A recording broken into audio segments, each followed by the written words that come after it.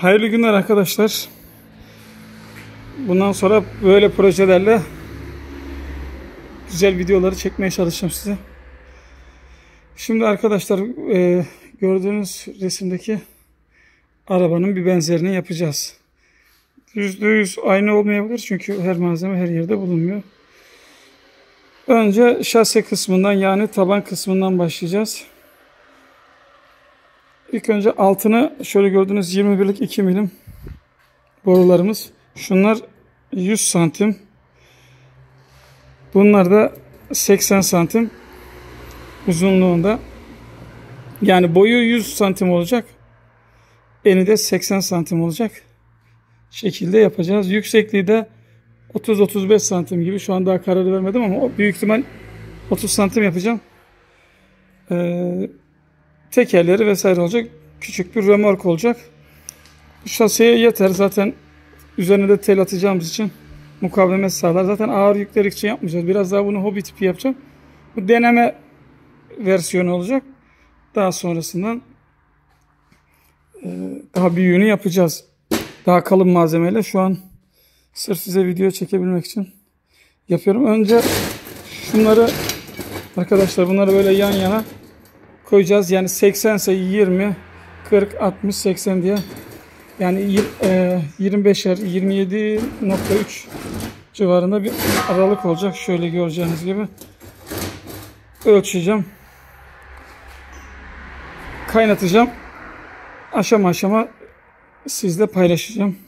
Bu arada kanala abone olmayı, videoyu beğenmeyi unutmayın arkadaşlar. Güzel tepkiler gelirse biz de bu tür videoların devamını getireceğiz inşallah. Biz devam edelim.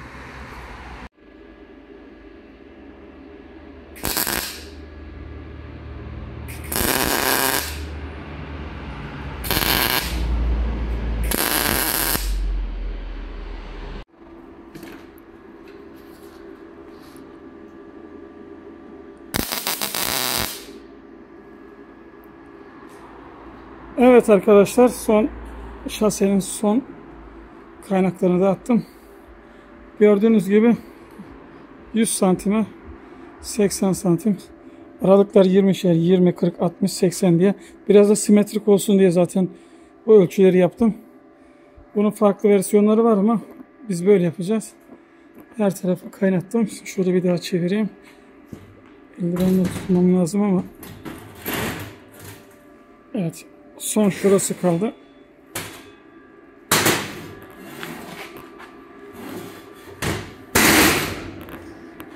Şu araları da kaynak yapayım. Diğer aşamaya geçeceğiz.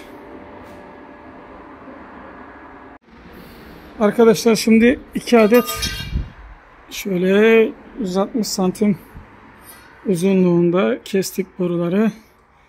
Bunların kenarlarını arkadaşlar 30 santim derinliğinde olacağı için 30 santimden bükeceğim. Ama şu an üzerinde farklı bir kalıp var. 32'lik boruyu bükmek için de biz şöyle küçük 21'liği bükeceğiz. Şimdi kapatayım. Size bükümü de göstereyim nasıl olacağını. Şurada gördüğünüz gibi şurada bir iz var. Pardon, göremiyorsunuz. Odaklanmıyor. Şurada evet, gördüğünüz gibi şöyle. Buraya arkadaşlar şu ortaya tam getiriyorsunuz. Orada şu an çizgi. Ve oradan bükmeye başlıyoruz.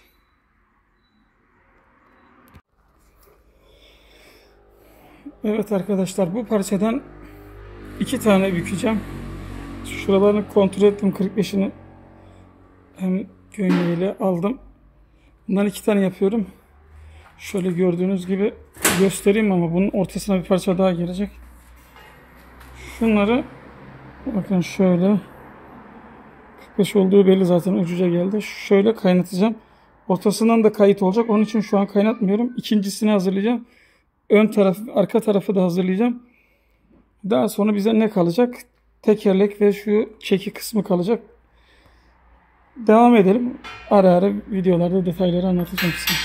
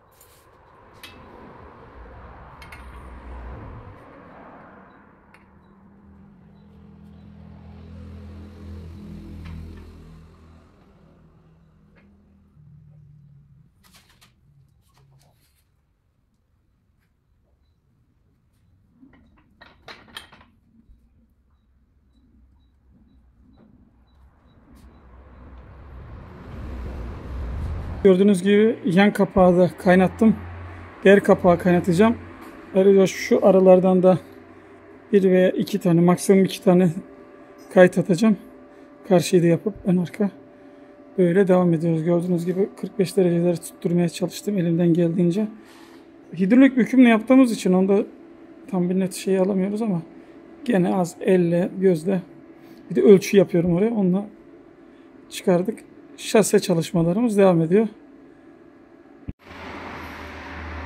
Arkadaşlar ön tarafında şöyle montajını tamamladık. Şuradan pulta attık. Oradan iç taraflardan atmadım. Oraları sonra atacağım. Şuradan da attık. Bu ayarı getirmek için ortaya bir direk attım. Ortadan kesmek zorunda kaldım. Çünkü bazı bükülmeden dolayı değişik esnemeler oldu. Şöyle bakabilirsiniz. Umarım beğenmişsinizdir. Uzaktan da göstereyim. Böyle bir şey. Son şu arka kapak, hareketli kapak yapmayı düşünüyorum. Buna bir şöyle koyayım da şuraya bir saniye. Buna bir kapak sistemi, menteşe koyacağım daha doğrusu, bir de sürgüyle kapatma. Ondan sonra onu montaj edeceğiz. En son tekerleklerle ön tarafı yaparız herhalde. Tabi boya, farklı boya, güzel bir boya atarız buna. Böyle devam edeceğiz. Arka kapağı yapıyoruz arkadaşlar. Şöyle gördüğünüz gibi iki tane menteşe koydum. Bunlar çok kuvvetli. Puntaları şöyle atıyorsunuz. Bir tarafı açılması için de arkadaşlar şu erkek taraf, bu taraf orada da. Şimdi böyle dışarı açtığımda gerektiği zaman da açılabilecek. Şuradan bir punta attım. Burada attım. Bakın. Açılma açısına bakın. Hatta çıktı. Onu da göstereyim. Şimdi bunu ileride çıkartamayabilirsiniz. Şöyle bir yerleştireyim yerine. Bakın. Çok rahat. Kaymak gibi. Hatta şuraya gelince durması da çok güzel oldu. Şahane oldu. Şöyle uzaktan da bir göstereyim size bir saniye. Şöyle açılmasını. Şöyle normal kapının çıkması gibi, gördüğünüz gibi güzel bir şey yaptık. Sonra şuradan da bunlara tutturucu ufak kasayı kapatıcı şeyler yapacağım. Yani kasanın büyük bir kısmı böylelikle bitecek. Şu içini biraz küçülttüm. Şurada görürsünüz. Bir 4 santim 4-5 santim kısalttım buraya. İçine geçmesi için güzel hareketli bir parça oldu. Şöyle göstereyim. Hatta arka planda şöyle gözlüğümü de takayım. Gözlükle yapıyorum. Eldiven de kullanıyorum. Şöyle bakın, şu menteşeyi şuraya kadar dolduracağız. Gerçi buna çok fazla bir şey atmanıza gerek yok ama çünkü zaten çok bir yük almayacak. Şaşırmayın ama menteşeleri. Kasanın ve kapağın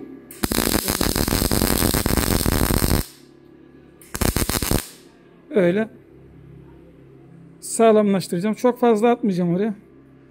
Arka tarafa dağıtıp bunun şeyi bitmiş olacak. İmalatı bitmiş olacak. Şöyle arkadan da göstereyim. Buradan hiç atmadım. Sadece şuradan attım bakın. O da hani test etmek için attım arkadaşlar. Nasıl oluyor? Açılışı, kapanışı nasıl diye.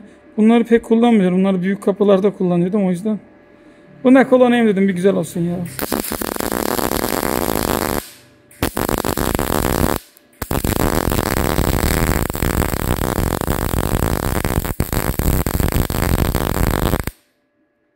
Sıra kaynak çektik. Bakın nasıl olmuş. Kaynakçılar görürse profesyonel arkadaşlar eleştirebilir.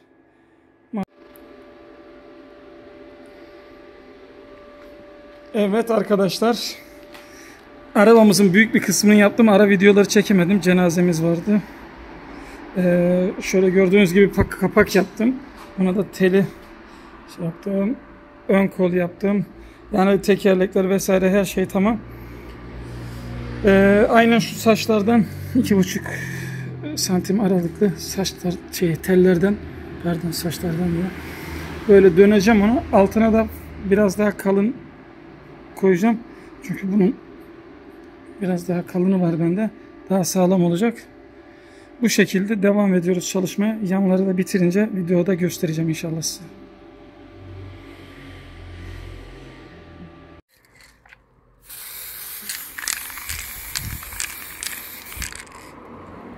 Evet arkadaşlar. Son rötuşları, boyaları yapıyoruz. Birazdan da tekerlekleri takacağım. Şöyle gidiyorum, tekerlekleri getirip nasıl takıldığını detaylıca anlatacağım son olarak. Sonra bir tur atarız.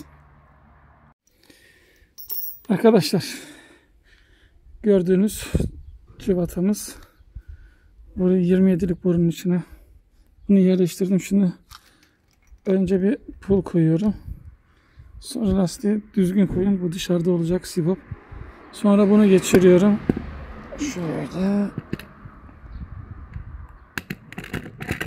Evet, taktık.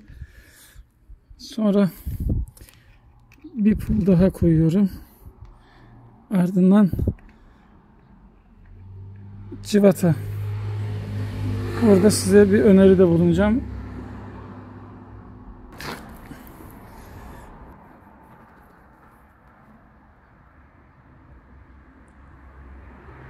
Şu gördüğünüz ürünler arkadaşlar, cıvataların sabitlenmesinde, geçici sabitlenmesinde kullanılır. Teflon diye düşünün.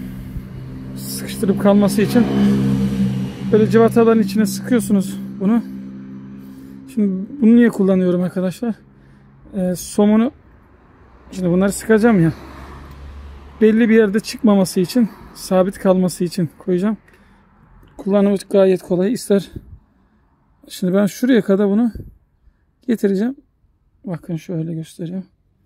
Şuraya kadar, buraya da dişliye de sıkabilirsiniz. Şöyle bunun içten de koyarsanız gayet başarılı oluyor.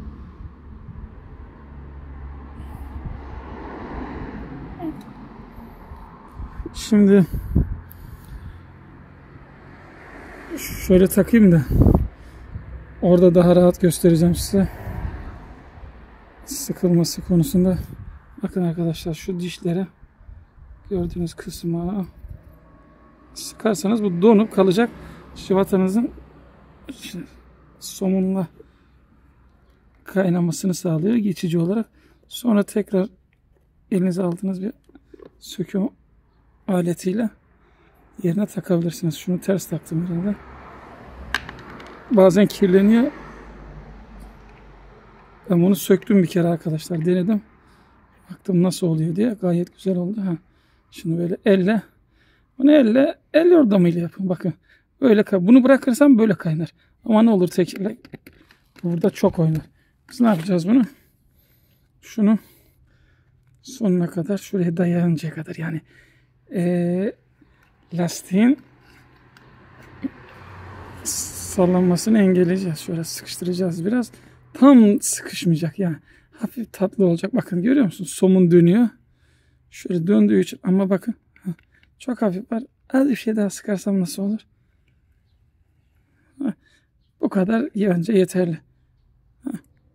Şöyle iyi. Şimdi içeride bu kaynayacak, plastik kalacak. Ben diğerini de takıyorum. Şimdi alayım bunu da. Yine dediğim gibi somun. Pulları bir pul içeri, bir pul dışarı. Pul koyma sebebimiz kenarlara, şuraları vurup oraları yemesin. Arada bir koruyucu bariyer gibi kalsın diye. Bunu da aynı şekilde yapıyorum.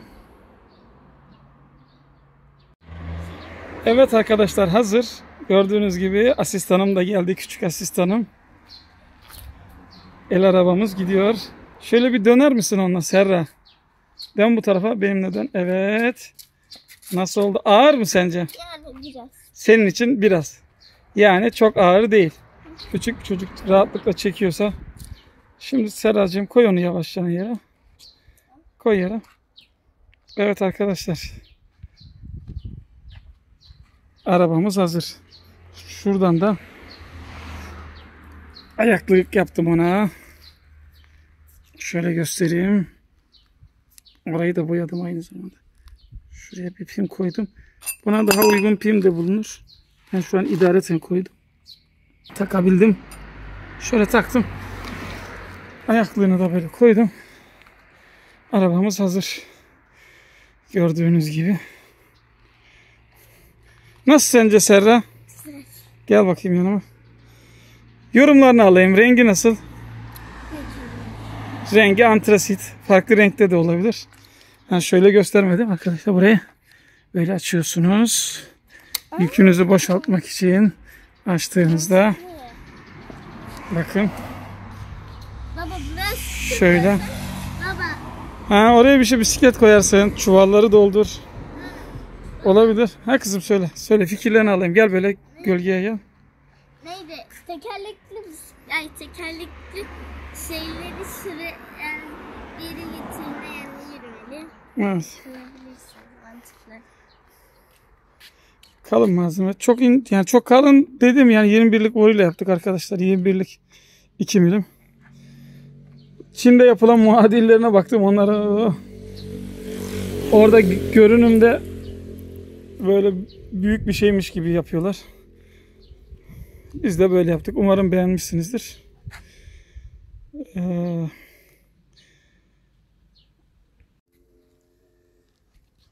Şöyle bir çevireyim bakın. Gidiyorum. Yerine koyuyorum.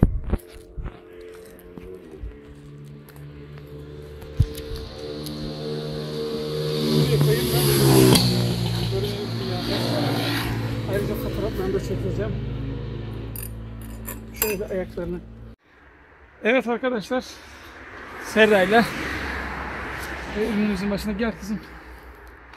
Ürünümüzün başında son konuşmalarımızı yapalım. Kanalı beğenip abone olmayı unutmasın değil mi arkadaşlarımız? Sonra like atın. Beğenilerinizi bekliyorum. 10.000 like olursa birine hediye edeceğiz. Olur mu? Hayır. Beğenirler mi sence bu kadar 10.000 like? Bence de çok beğenir. Bakalım ne kadar kişi beğenecek. Umarım beğenir. Sizin yorumlarınızı da bekliyoruz. Sizce ürün ne olmalı? Ek bir şey isterim mi veya seri üretime uygun mu diye. Yazarsanız bize memnun oluruz. Serra el salla. Benim elim dolu. Hadi hoşça kalın.